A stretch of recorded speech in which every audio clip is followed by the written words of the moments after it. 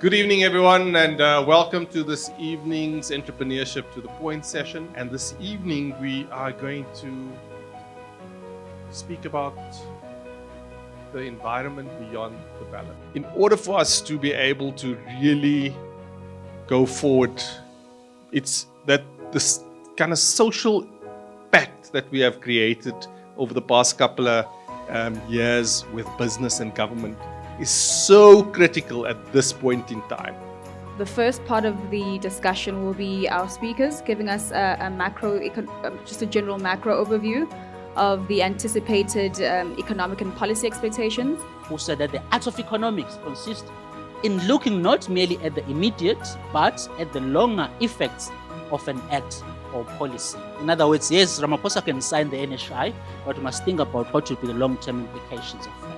Although there is a political will to look at and intervene in the SME sector, there really hasn't been any kind of financial muscle to back that political will. For us, it will not matter who the government of the day is. The strategic priorities that are linked to economic growth will not change, and the centrality of the role of SMEs will remain integral to our economic objectives. So a key challenge in terms of taking up any opportunities, whether or not one has access to a tangible market, but also one has access to some kind of capital investment through funding for you to take up opportunities that exist within the market. In fact, Milton Friedman, the late Nobel economist, he would say that amongst the people who don't want a freer sort of market, competitive market, a big business was the one that operates alone and take most of the market share. So it's a difficult one for SMEs in our space, but I guess the idea is to, try and mobilize together. I just think that what needs to happen going forward is around okay, you do have this big, big settings like network, but how do you create something for SMEs? And I would argue that SMEs have a bigger challenge, especially if the nature of our politics or the character of our politics changes into one that puts more restrictions and more costs in businesses going forward. We don't know, we shall see with the election results, but SMEs are in a tough spot.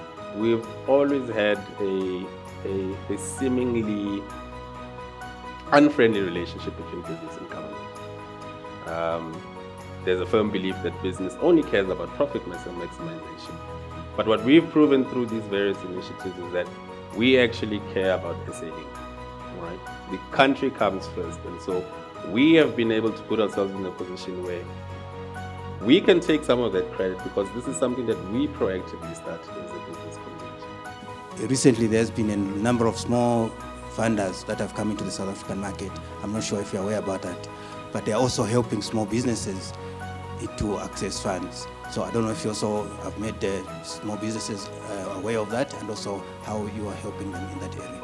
Most of our members who are actively looking for funding and looking for other forms of information around how they can grow their businesses are easily able to go into a portal, use a few keywords to determine what their funding criteria is, what their funding needs is, and that portal itself will point you to a number of institutions that speak to those funding needs.